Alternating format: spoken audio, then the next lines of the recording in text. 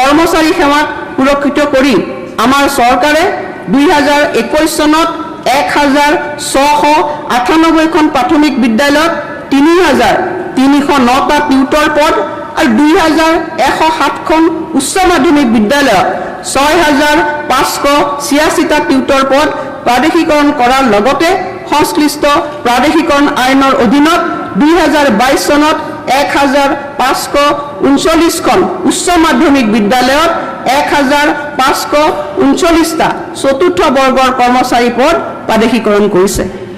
শিক্ষকসকলৰ বাবে থকা আমাৰ ট্ৰান্সফাৰ পৰ্টেলৰ জৰিয়তে কাৰো হস্তক্ষেপ অবিহনে 42,813 গৰাকী শিক্ষকে সফলতাৰে নিজৰ পছন্দৰ স্থানলৈ বদলি হৈছে, যাতে শিক্ষকসকলৰ মন মগজু সুস্থিৰ হৈ থাকে আৰু তেওঁলোকে শ্ৰেণীকোঠাত একান্তভাৱে মনোনিৱেশ কৰিব পাৰে।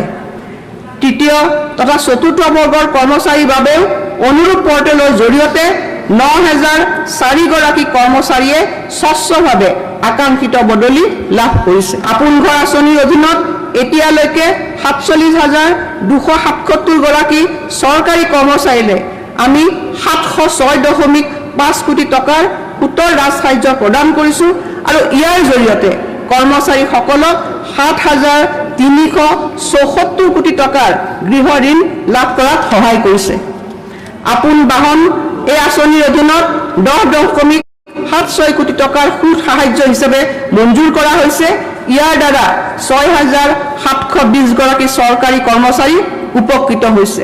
আয়ুষ্মান অসম মুখ্যমন্ত্ৰী লোকসেৱক আৰোগ্য যোজনা অধীনত চৰকাৰী কৰ্মচাৰী, পেঞ্চনাৰ আৰু তেওঁলোকৰ ওপৰত নিৰ্ভৰশীল লোকসকললৈ ৰাজ্য আৰু দেশজুৰি তালিকাভুক্ত চিকিৎসালয়সমূহত CGFSৰ হাৰত নগদবিহীন চিকিৎসা সুবিধা আগবঢ়োৱা হৈছে। ভাৰত চৰকাৰৰ পদক্ষেপৰ লগত সংগতি ৰাখি নিশ্চিত অনুমেয় অৱসৰকালীন সুবিধা প্ৰদান কৰিবলৈ আমি এক ইউনিফাইড পেঞ্চন আঁচনি প্ৰৱৰ্তন কৰাৰ লগতে ৰাজ্য চৰকাৰৰ কৰ্মচাৰীৰ বাবে 8ম দৰমহা আয়োগ গঠন কৰিছোঁ। আমি অংগনবাড়ী কৰ্মীৰ মাহিলী পাৰিতোষিক 6,500 টকাৰ পৰা 8,000 টকালৈ, অংগনবাড়ী সহায়িকাৰ পাৰিতোষিক 3,250 টকাৰ পৰা 4,000 টকালৈ, পোষণ ৰান্ধনিৰ পাৰিতোষিক 1,500 টকাৰ পৰা 2,000 টকালৈ বৃদ্ধি কৰিছোঁ।